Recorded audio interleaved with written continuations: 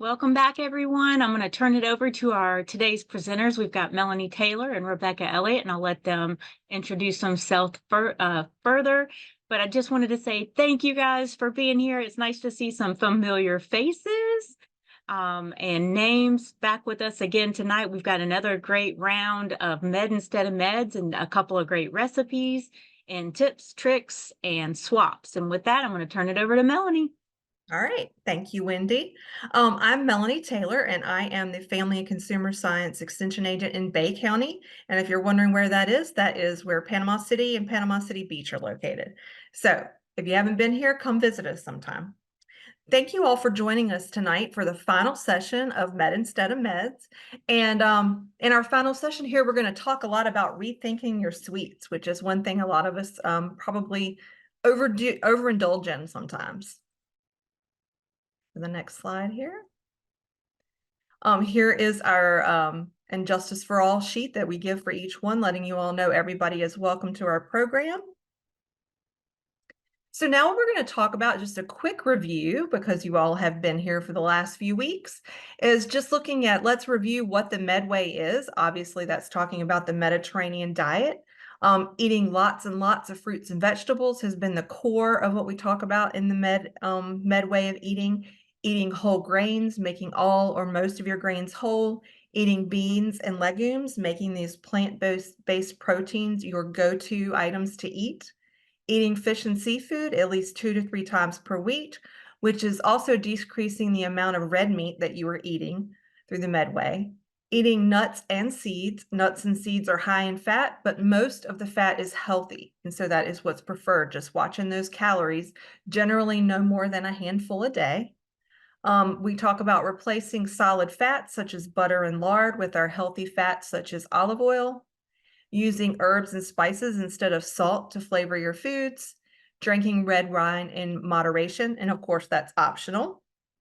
And then the Medway also recognizes the importance of physical activity, enjoying our meals together with family and friends, and then limiting our amounts of sugar, particularly from the sugar-sweetened beverages and added sugars in grain-based desserts and other processed foods.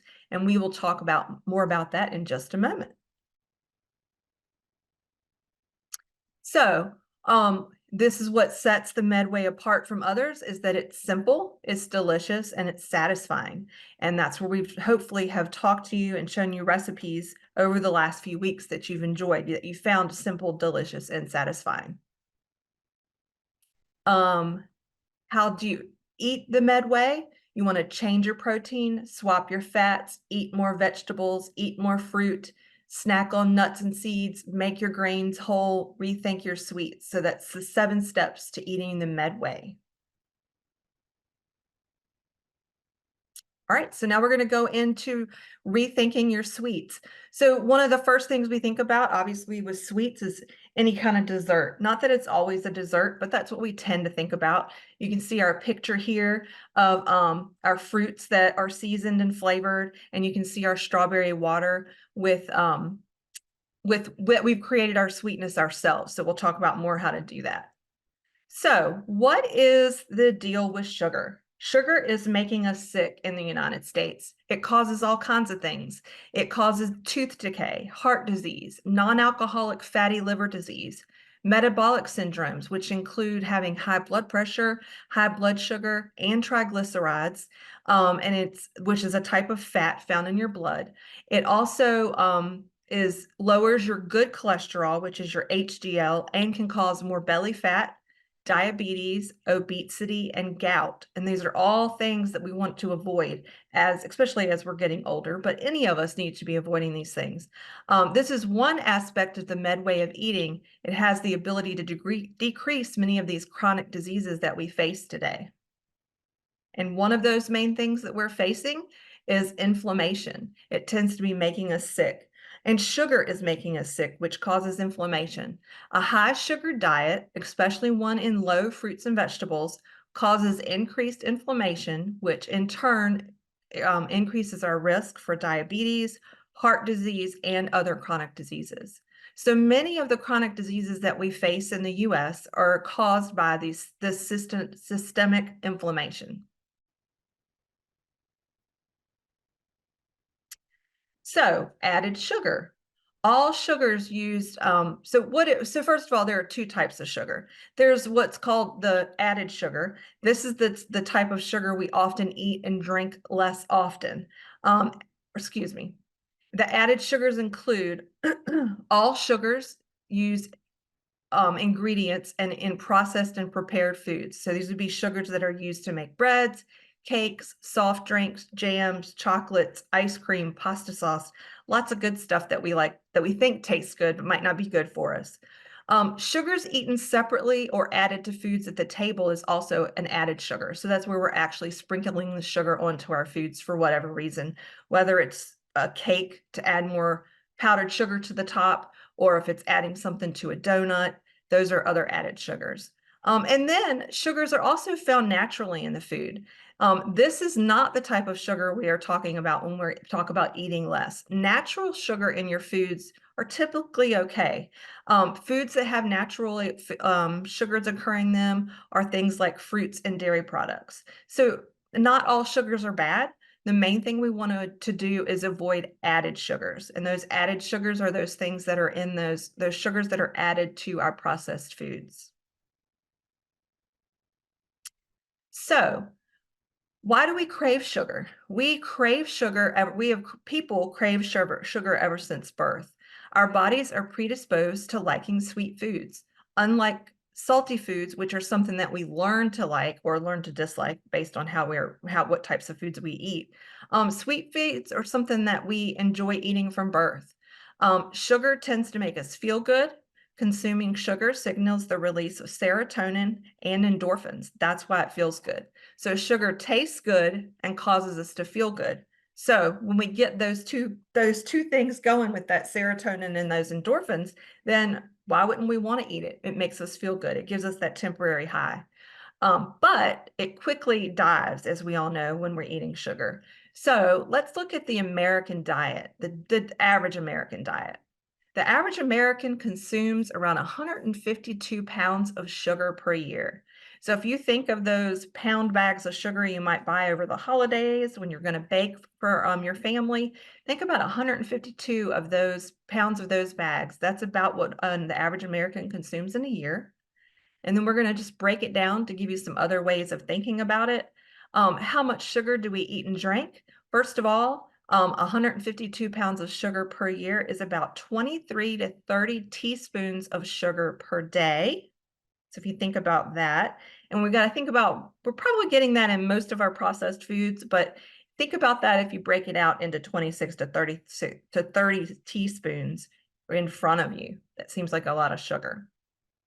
How much sugar do we eat and drink in the United States? It's about 3 times the amount of sugar that is actually recommended. And we'll get to those recommendations in just a minute. So let's take a look at sugar in America.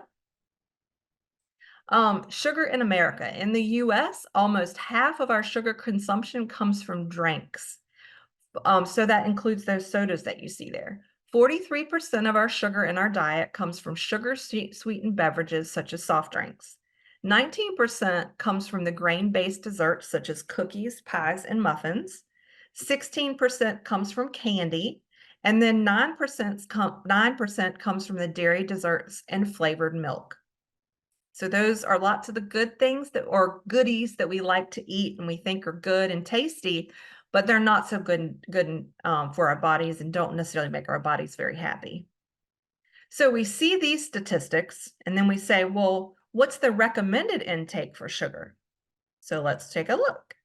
6 to 9 teaspoons of added sugar. So that's the added sugar on top of what occurs naturally in our foods. So just to give you a reference, we typically, when you see the sugar listed on the label, it's going to be listed in grams. So 4 grams of sugar equals 1 teaspoon. So that gives you a good way to convert that if you're wanting to think in terms of teaspoons versus grams. So 4 grams equals 1 teaspoon. Sugar is listed in grams on our food labels, but a lot of us think here and talk in teaspoons, so that's a good way to convert that.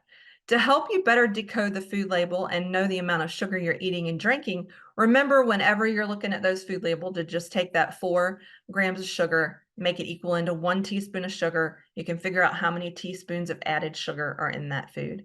And the labels most labels nowadays do have the added sugars pulled out. It'll have the total sugars and then the added sugars pulled out so you can see how much they've added versus what actually occurs naturally in that food. So, sugar, is it too much of a sweet thing? So 6 teaspoons of added sugar is recommended for a woman per day, and 9 teaspoons of added sugar is recommended for a man per day. So that's in the American diet. Recommendation versus reality. So if we have 6 to 9 teaspoons of added sugar are recommended per day, however, a 20-ounce soda has about 15 teaspoons of added sugar in it, that really doesn't balance out very well as to what we should be drinking and eating as our sugar amounts. So the average American consumes about 23 teaspoons of added sugar per day. And the reason for that, if you're drinking one 20-ounce soda, which is the typical soda that you do find when you go run into the gas station or you run into a store, you're already getting 15 teaspoons of that sugar just by that one drink, and then all the other things that you're eating throughout the day. So 74% of processed foods, some of which are not even sweet or thought of as being sweet, contain added sugar. So some of the salty foods that we eat that we don't think of as sweet do count as having lots of sugar in them. This increases our daily consumption of added sugar, even if we're avoiding sweet foods and beverages. This assaults our palates,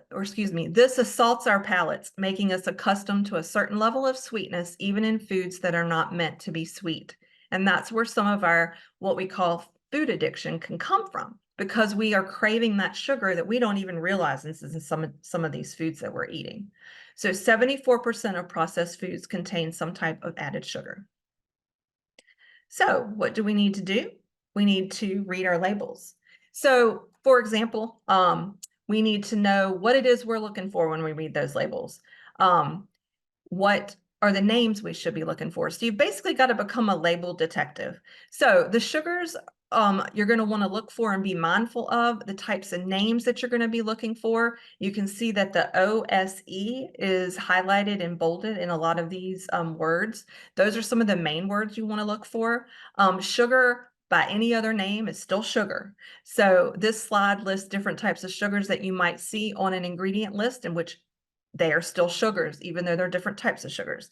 As you can see, sugar has all types of names. And anytime you see that OSE on the end, like fructose, dextrose, glucose, fructose, sucrose, all kinds of things, that still means it's a sugar. It is a type of sugar. And then, of course, the other terms on there are sugars that we know a little bit more about. So make sure you are being a detective and realizing what is in your foods by reading those labels.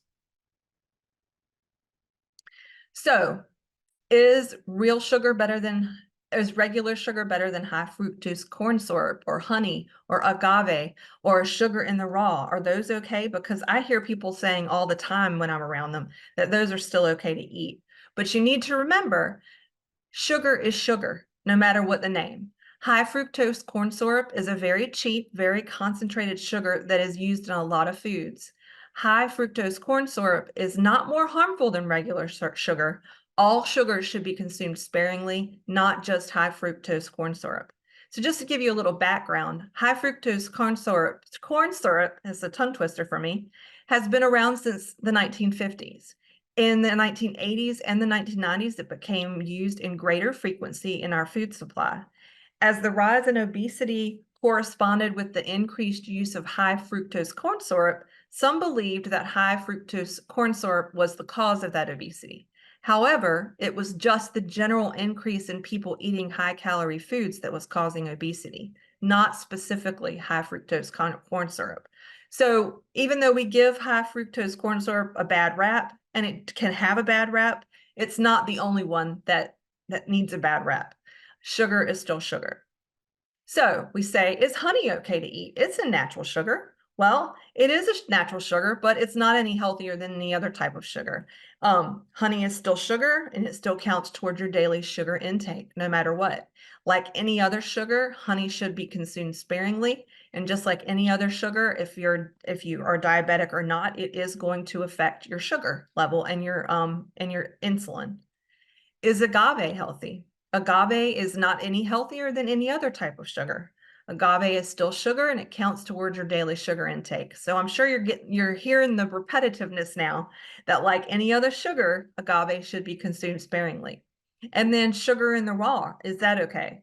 Sugar in the raw is still table sugar that still has a little bit of molasses in it. So sugar in the raw is not any healthier than any other type of sugar, and sugar in the raw is still sugar, so it still counts towards your daily sugar intake. There is really no difference. So like any other sugar, it should be consumed sparingly. So now that I've said that 4 times, your takeaway is that sugar is sugar is sugar. So work towards that goal of consuming no more than the recommended daily allowance of the sugar in your diet, which is 6 to 9 teaspoons per day, no matter what types of sugar you're choosing. And then once you kind of look at it overall as sugar is sugar is sugar, it is easier to break it down that way. Okay, it's just, let's just say, no matter what I'm eating, whether it's natural or it's processed, 6 to 9 teaspoons of sugar a day is all I need to have in my diet. So let's be a sugar detective. I'm not sure how well you all can read these. I can see them pretty clearly on here. So let's just go down and read a couple of labels together. So this slide shows the labels of some foods that we don't think of necessarily as being sweet, but they do have sugar in them. So let's look at their labels. The one in the upper left corner is spaghetti sauce. It says it has 10 grams of sugar. That's almost 3 teaspoons of sugar in a half cup serving, excuse me. Most tomato products have a little bit of sugar added to counteract that acidity of the tomatoes. In fact, I'm sure all of us know somebody that even adds more sugar to their spaghetti sauce because of that acidity. So if you think about it though, 10 grams of sugar per half a cup is a lot of sugar in that entire, first of all, per serving, it's a lot of sugar, and then it's a lot of sugar for that entire container of tomato sauce. So we need to remember, we need to break that down so that we can think how many teaspoons of that we're eating that's going to be added into our total daily allotment of sugar. As far as bread goes, bread is in the lower left-hand corner. It says that it's less than 1 gram, which is less than 1 teaspoon of sugar per 2 slices. So most breads, and I think most of you probably would agree with this, most breads are usually going to have added sugar, but 1 gram per 2 slices is fairly low. So that's probably going to be a more fulfilling choice because it's going to be a little bit more food for less sugar. In the center there, we have wheat thins. So it says 3 grams, which is almost 1 teaspoon of sugar, and 16 crackers. So that gives you an idea. And then peanut butter is the one there on the right. It says there are 3 grams, which is almost 1 teaspoon of sugar per 2 tablespoons. So sugar is the second ingredient listed on the ingredient list. That also means that it's probably pretty high in sugar. Whenever the ingredients that are listed near the top of the list are going to have, there's going to be more of that ingredient than anything else. So the takeaway here is that added sugar is in most processed foods, even those that we don't consider sweet, because I don't necessarily off the top of my head think of wheat thins or bread or spaghetti sauce as sweet. As such, it's possible to consume sugar and even reach your daily limit of added sugar without even eating sugary foods. So, if you just ate these types of foods throughout the day and didn't eat cookies and cakes and candies, or drink a soda, you would still get lots of sugar into your diet. So the biggest takeaway here is remembering that 4 grams of sugar equals 1 teaspoon of sugar. And that's just a good way to do that conversion in your head so that you can think it, hear it, talk it, keep it in mind as an easy way to think those numbers through. So let's talk about some med tips, because in each one of these, we've given you some med tips on looking at some of these processed foods. So 2 foods that have a lot of added sugar are cereals and breakfast bars. And here are some guidelines on how to help you make a low added sugar selection. So for cereals, and we've shown you less than 6 grams of sugar per serving. So that's what you're looking for when you're looking for a healthier, lower sugar type of cereal. You want to look for 6 grams or less per serving. And only a few cereals meet this standard. You're going to be surprised when you start looking at the label how few actually meet that standard. As far as breakfast or granola or snack bars, if you're into those, you want to be looking for ones that are less than 5 grams of sugar per 100 calories. So one of the med flips we suggest here is, instead of choosing cereal and cereal bars, is to choose nuts instead. Nuts, as we know, as you've talked about in the other class, are high in calorie, but they are they are a healthier fat if you're going to be eating something, and it's filling. They are much more filling than maybe a handful of cereal would be. And then on top of the cereal, you're going to add milk. Typically, you're going to add milk, so that's going to add more sugar. So let's talk about reading a few labels. So let's say the label here says added sugar is required. So let's reading the label. The nutrition label requires that added sugar be listed these days. It used to be it wasn't included on the label, but it is now. And it has to give you that percent daily value. And you can see here under the total carbohydrates, it lists the total sugars as 12 grams, and then it includes the 10 grams are added sugar. So it only had 2 grams of natural sugar, and they've added 10 more grams to it to make it sweeter. This is especially helpful for foods that have both natural and added sugar, such as yogurt. So until the new label comes out, what people need to do is continue to read the ingredients list to help you identify those added sugars so that you'll know exactly what you're eating, especially with kind of the new vibe of wanting to know what is in your foods. This is a good way to figure out what sugars are in your food. All right, so let's talk about reading labels again. So what are some things you need to be aware of? Be wary of your marinades, sauces, and dressings. They can be very high in sugar, just like we looked at that spaghetti sauce a few moments ago. A lot of sauces and dressings and marinades are high in sugar. So look at the ingredient list of the marinade featured on this slide. And you can see here for this Caribbean jerk marinade with papaya sauce, you can see that the top 3 ingredients are high fructose corn syrup, water, and vinegar. So basically that means this marinade is essentially an expensive sugar water with some spices in it, because those top 3 ingredients are what's going to be the majority of the ingredients, and then the rest of it's just in there for some spice and maybe a little bit of flavoring. But this is where you could actually make your marinade or your sauce or your dressings or your vinaigrette, whatever it is, and you can actually control what goes into it. So let's talk about how to do that. So let's make your own marinade. So here's a good GoMed life hack.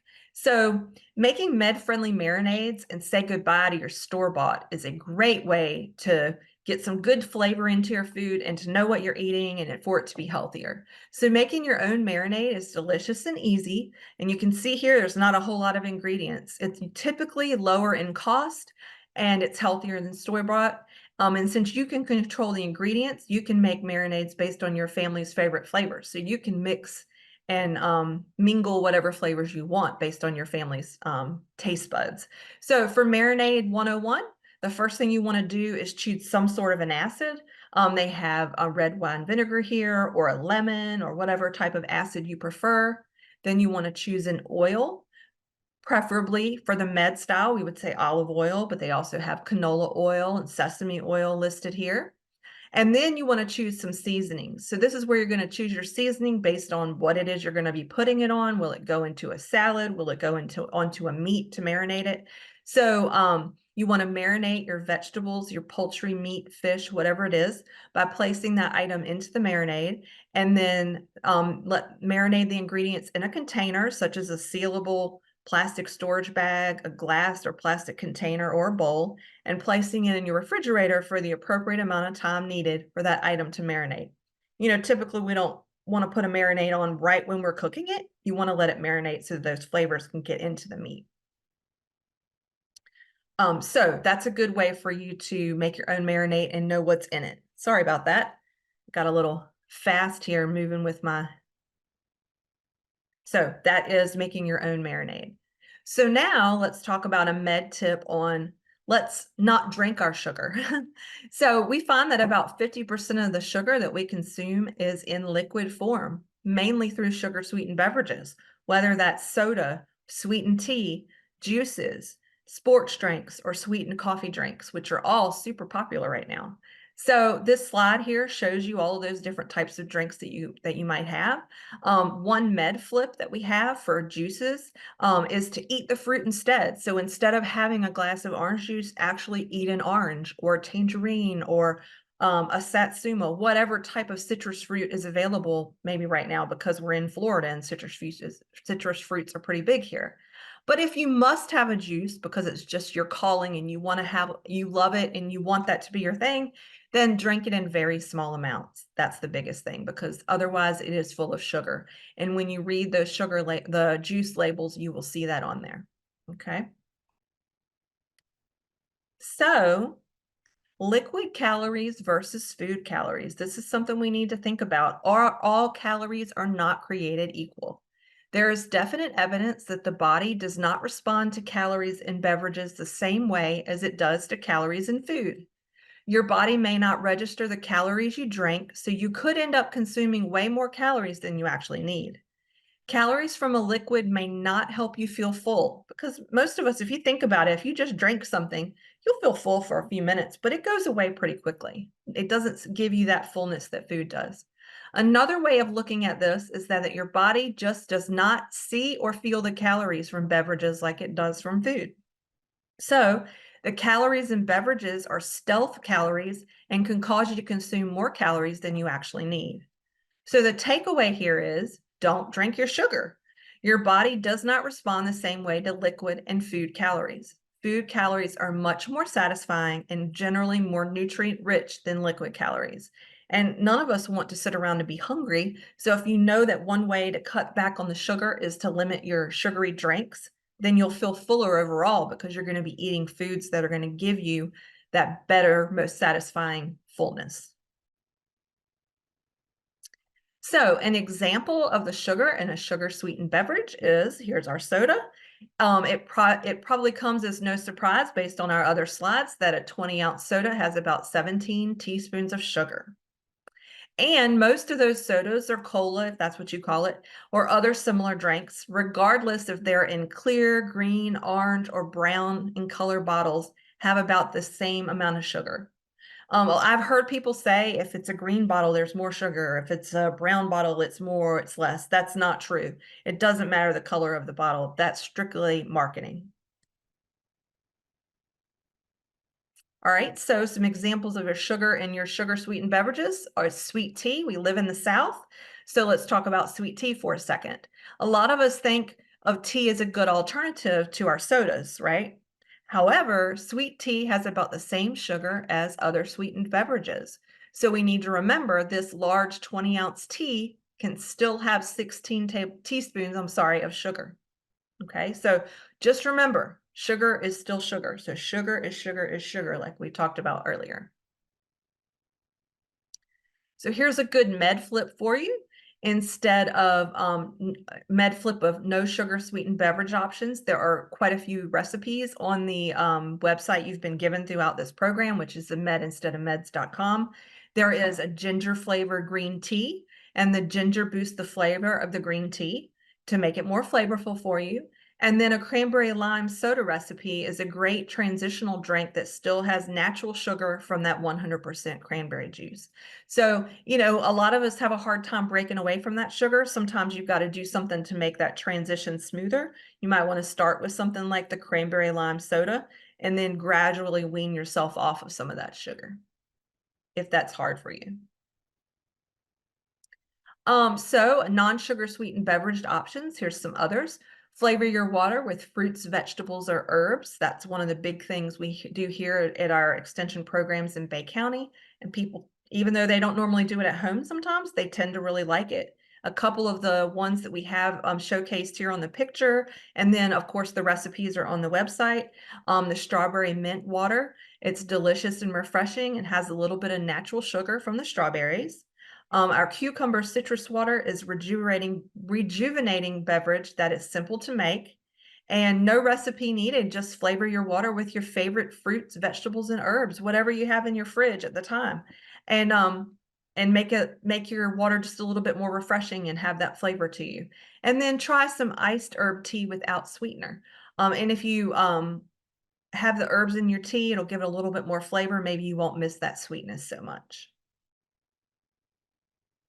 Some med flips, some do-it-yourself yogurt and oatmeal. Instead of buying a prepared oatmeal product like the one you see here on the left, make your own oatmeal and add your own sugar. This way you control the amount of sugar that you put in it. And one of the best things you can do there is to actually measure however much added sugar you put in.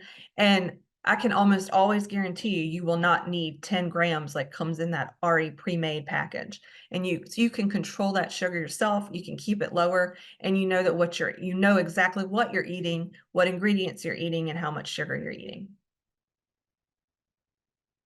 Another do-it-yourself, hold on, did it flip here? Yep. Another do-it-yourself yogurt and oatmeal flip is instead of buying a flavored yogurt that already has the added sugar, like the cherry yogurt you see there, buy a plain yogurt and add your own sugar. So you can actually buy the same brand. It doesn't matter what brand you buy. Get your own non-fat Greek yogurt or plain yogurt, whatever it is you prefer.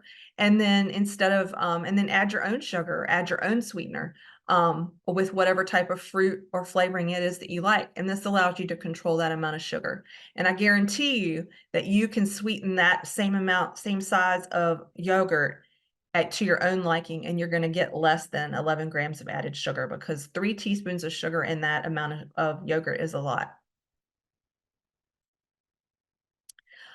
If you are looking for a do-it-yourself yogurt and oatmeal and you want it to be yogurt or oatmeal, excuse me, and you want it more of a savory dessert instead of a sweet dessert, you can move away from the sweetness altogether, and you can actually add cucumber, olive oil, sea salt yogurt. That is one of the recipes from the website, and that is a great savory way of using your plain yogurt and seasoning it and flavoring it with some healthy foods and some vegetables in there and making it much more savory and enjoyable. That'd be a good lunchtime snack or a side with your lunch or an afternoon snack, excuse me. And so remember, you can find any of these recipes on the medinsteadofmeds.com website. All right. So some med tips on how to break that sugar habit, because once we do get that sugar habit going, it can be hard to break sometimes. So first of all, you want to assess your sugar intake now that you kind of know how to read your labels and you know what it is you're looking for. Start with sugar sweetened beverages and figure out how much sugar you're drinking a day and give your palate time to adjust. If you go cold turkey today or tomorrow, that may not work for you. But if you can have one less soda or half the amount of soda and then gradually wean off of it, that is the way you're going to have to do it. You don't want to go cold turkey. So allow yourself small amounts of sweets so that you don't feel deprived and you become more likely to over consume them because you're deprived. Buy high sugar foods in small quantities.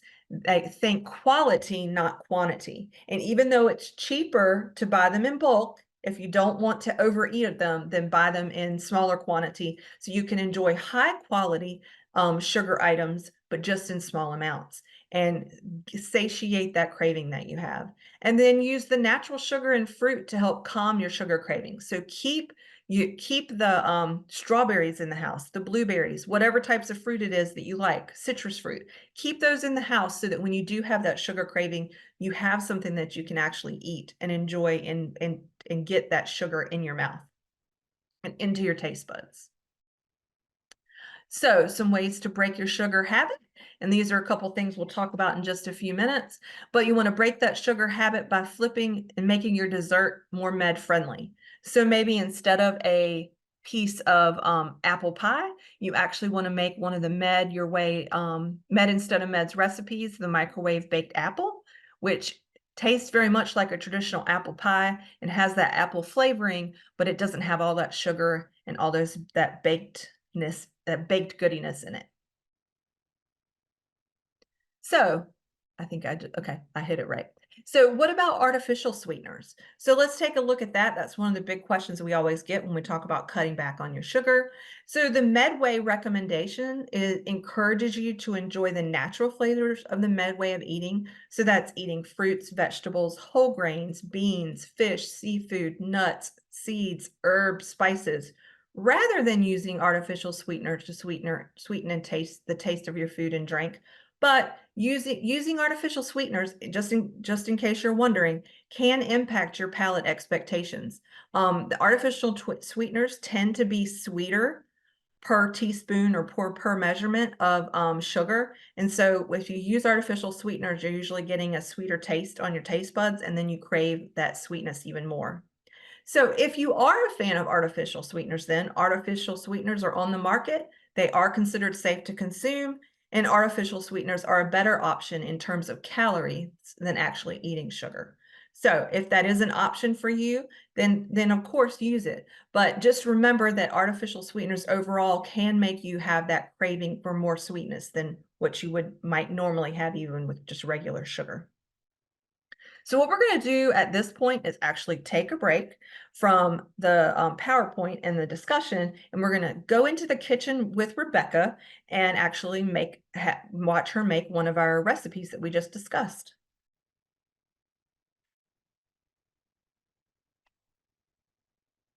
Hello, everyone. Can you see me well? Yep, looks great. Excellent. Well, thank you, Melanie, for sharing this important information with us. I'm Rebecca, FCS agent in Marion County, and today you will learn how to prepare 2 recipes that will inspire you to rethink your sweets. We will start with the coconut crunch stuffed prunes, and let me share the recipes with you. We have the coconut crunch stuffed prunes and the microwave baked apples. Can you see them well? Melanie, maybe can you stop sharing? We can see it okay, Rebecca? Oh, okay, excellent. Okay, so we will start with the coconut crunch stuffed prunes for now, okay? So here I have the... Actually, I'm sorry, you're right. Could we maybe switch from the PowerPoint to the food presentation?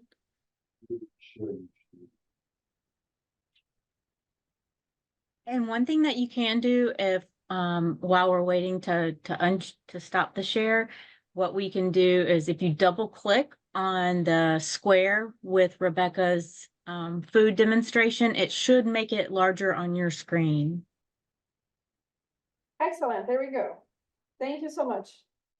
Okay, so here we have, let me show you again. Here we have the coconut crunch stuffed prunes. Okay, I think they look fabulous. And we have also the microwave baked apples. Let me show you them again. We will start with the coconut crunch stuffed prunes. So these are the ingredients we need. We need half a cup of sunflower seeds. And sunflower seeds are rich in healthy fats. They have monounsaturated fats and polyunsaturated fats. They are also rich in fiber and protein. So this recipe is a great way for you to implement more seeds to your diet.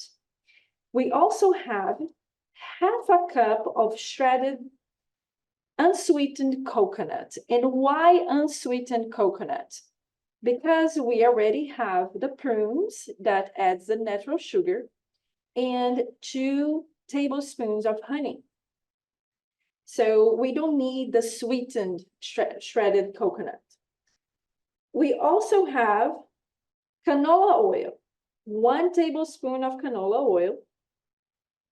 Oh, also, if you don't have honey, you can use maple syrup. We also have 1/4 of a teaspoon of ground cinnamon. That is optional, but I highly recommend you to add this spice to your recipe. Spices are rich in antioxidants and very healthy for you. We also have the zest of 1 orange and around 25 prunes. So these are our ingredients, and the directions are you preheat the oven to 350. Then you combine all the ingredients. In a second. except you're gonna combine all the ingredients except for the chocolate and the prunes. You're gonna combine them in one bowl. So let's do that. Let's combine the seeds, the coconut, the zest,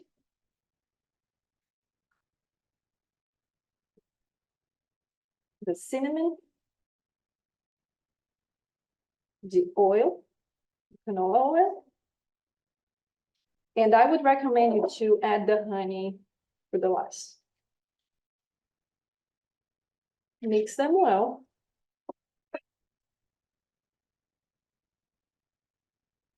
And then you can add the honey.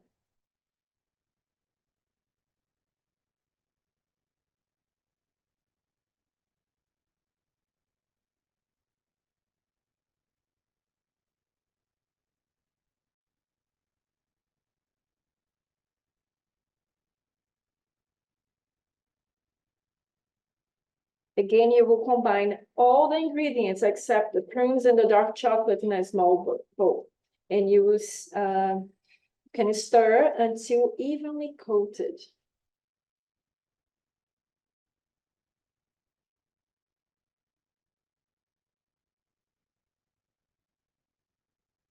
Smells great.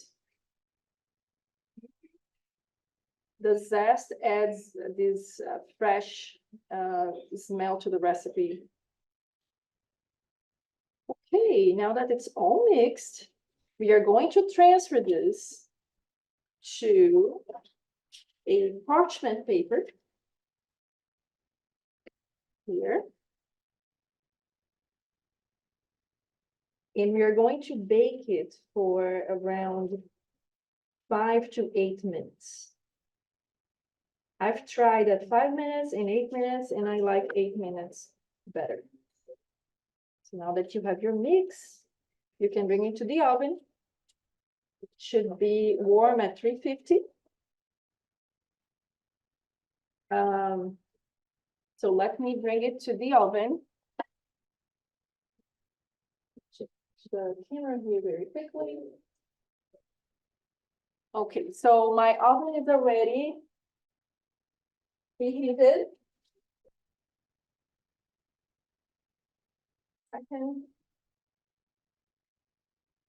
So we're gonna leave this here for around 8 minutes, okay? Time.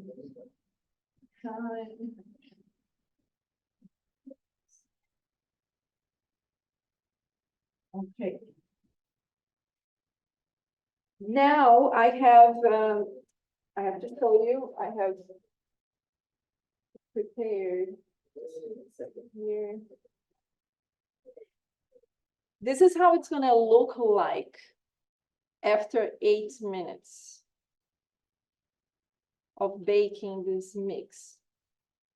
While you are baking that mix, you can push the prunes, you can work with the prunes, you can push the prunes in to create pouches. And here's how you do it. Just give me a second, let me put my gloves in. And it's very easy. You can use a measuring spoon to create the pouches. If you get a measuring spoon of 1/4 of a teaspoon, you can create pouches into the prunes like this, because we're going to stuff the prunes with that mix, okay? So here you created the pouches, and I have them all ready to stuff them. Okay, once that mixture is ready, you can start, you can use the same measuring spoon, or you can use a bigger one, 1/2 of a teaspoon. I think that is easier, that is better. you can start stuffing the prunes. And it's very easy with that mixture. And after you stuff all of them,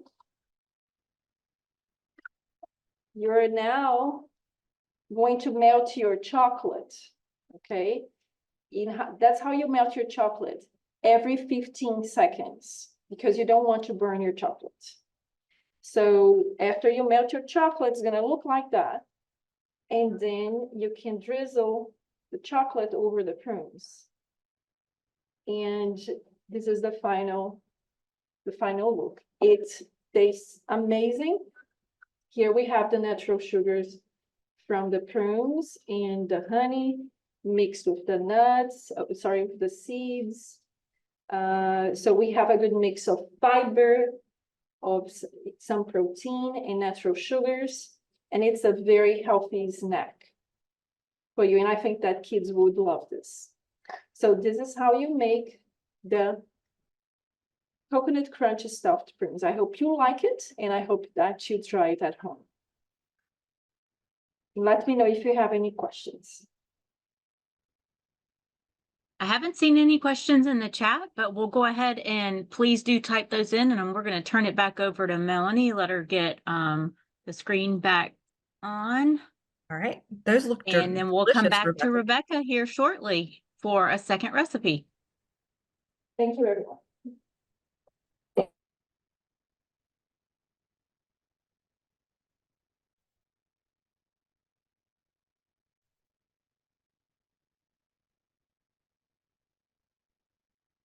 All right, can you see that okay, Wendy? Sure can. All right, great. So moving on, first of all, that looked super delicious. So we're going to talk about when we want to have those snacks. We're definitely also want to have a good physical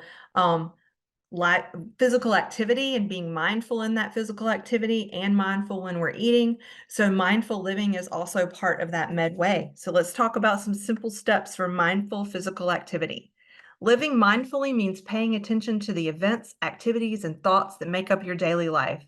And it means doing those things on purpose, not just going through the motions of how you've always done it, not just going through your day. You're actually encompassing all aspects of your life, and this can help you achieve your healthy eating and your living goals.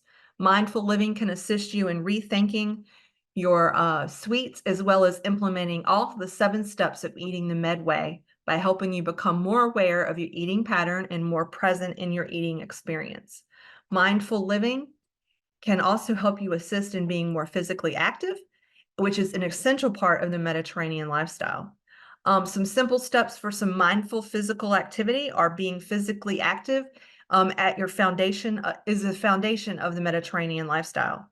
Like a healthy diet, physical activity is essential to maintaining a healthy weight. Physical activity is an important aspect of chronic disease prevention and control. Being mindful of your physical activity can help you go med by assisting you in making physical activity the foundation of your lifestyle. Following some simple, mindful physical activity strategies will help you move more throughout the day. So here's lots of good reasons of why being active is so important. The main reasons are you will improve your sleep, your mood, disease prevention, disease management, stress management, weight management, current and future mobility, and pain management. Mindful physical activity is important because being active has lots of benefits, as those we just listed, and can help you achieve your overall healthy living goals. Mindful physical activity can help you take steps towards moving more. Let's take a few minutes to look at some simple, mindful physical activity strategies that can help you move more in your daily life. Sleep improvement, mood improvement, disease prevention, disease management, stress management, weight management, current and future mobility, and pain management. And those are all things that we all want to have some control over, and knowing that we're doing our best to avoid some of those problems and to help those problems.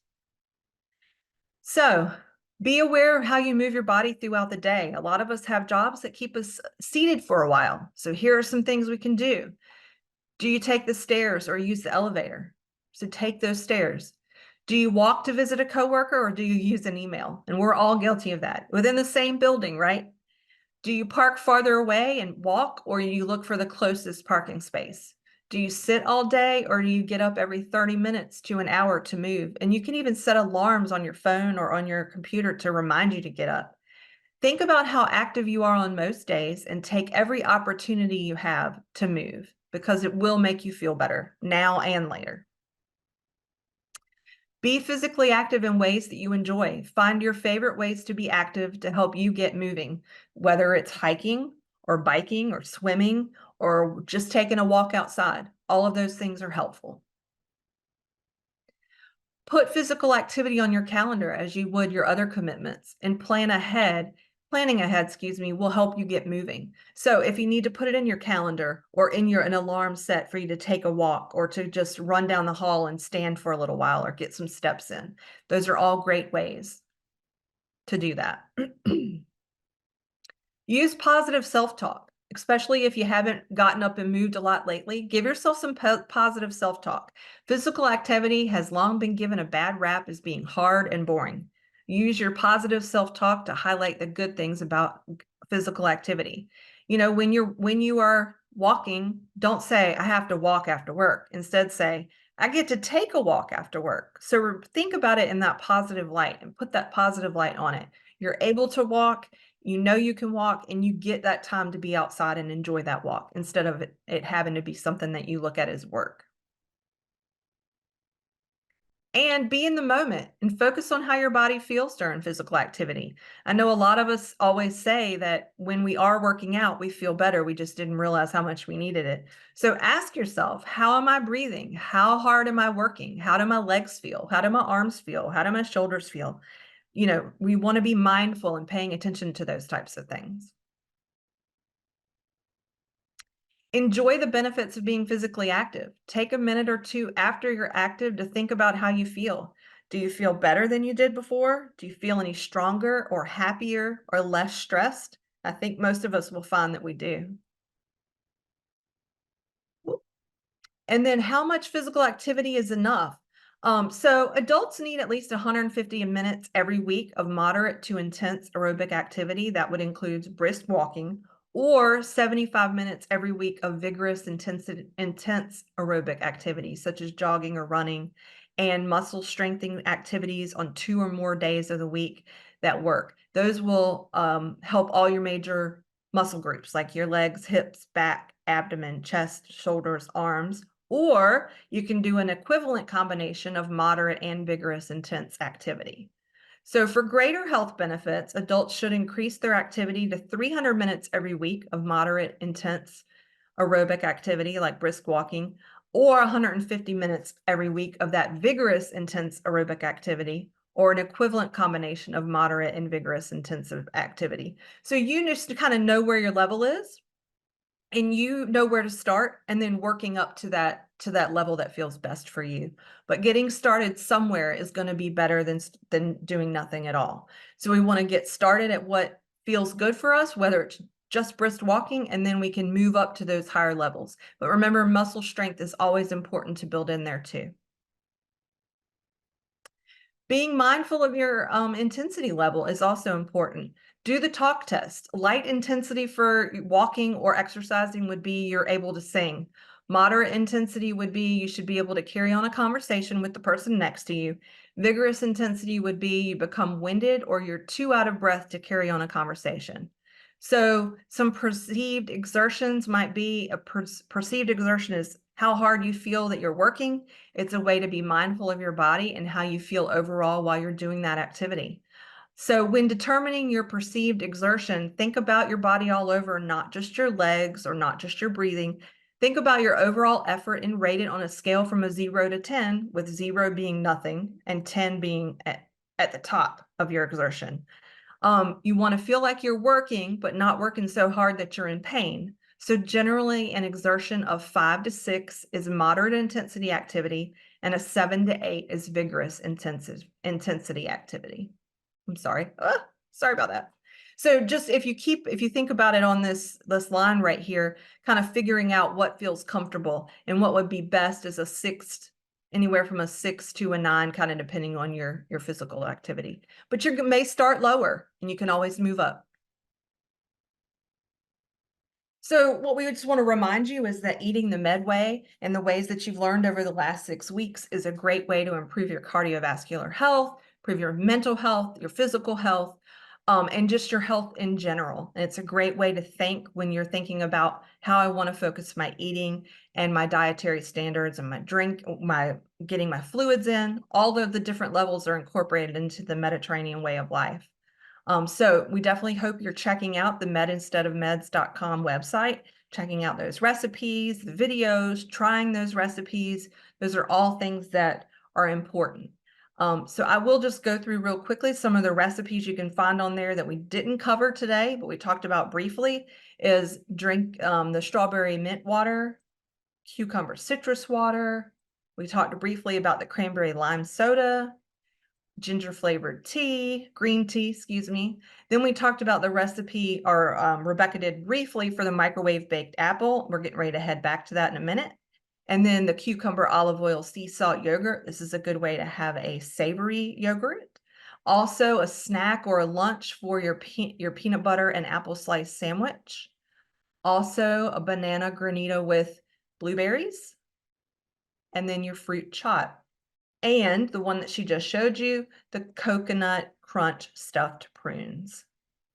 So what I'm gonna do now is switch back over to Rebecca, let her finish up her teaching or her cooking, and then we will jump back to have our closure.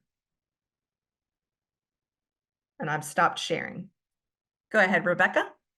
Hi again, everyone. Now we're going to do the microwave baked apples. Okay, so let me show you how they look like. All right, here we have the microwave baked apples. What do you think? Let us know in the chat, please. Is that something you would cook?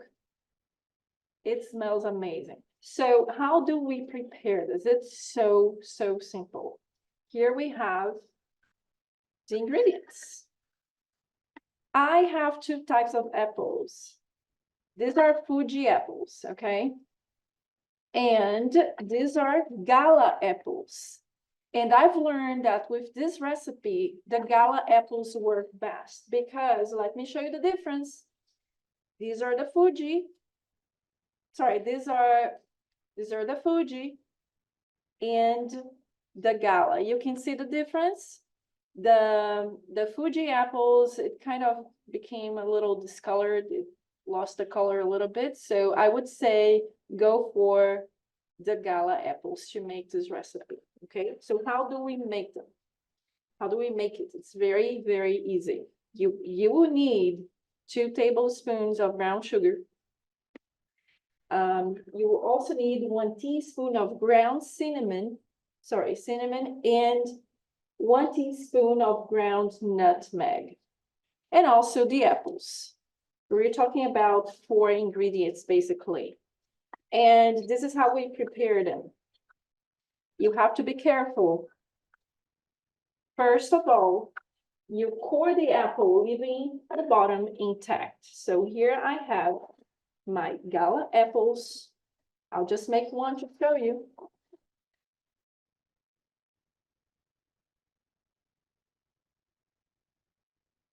Here. This is when you have to be very careful when you core the apple. I would cut around the core first, not too deep because you don't want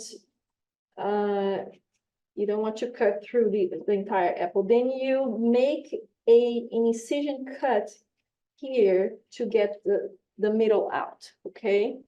And then you can use a spoon to remove the rest of it.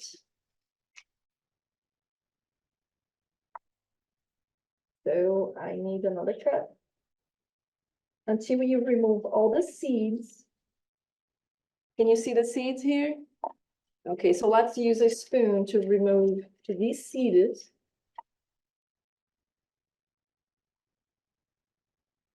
All right. Done.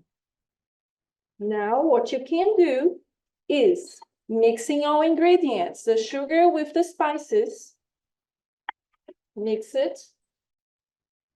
And this is an amount for 2 large apples. So I'm just making one to show you. You can add at least, well, half of this amount for one apple and the other half for the other one. Cover it. And you can use a casserole or some type of microwave safe container, and you can put your apples here and bake it up to 4 minutes. 3.5 to 4 minutes. I've tried both ways and I prefer 4 minutes, but it is up to you. So after you microwave it for up to 4 minutes, this is your final result. A beautiful, nice dessert that you can enjoy. It still has fiber, natural sugars, and you can also tweak the recipe as you wish. You can decrease the amount of sugar in it. You can add more spices. It's up to you. You can even add some walnuts. It is up to you. So I hope that you enjoyed the recipes. Here we have both recipes again. And give me a second. Let me change the camera. Here we have the recipes, and I'm going to make you all jealous by trying them. So let's see how it tastes.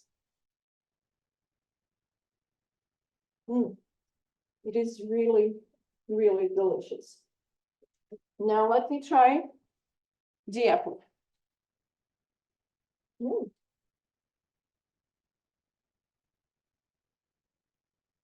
It is tender, easy to cut. And again, this is the gala. Okay. All right, let's see.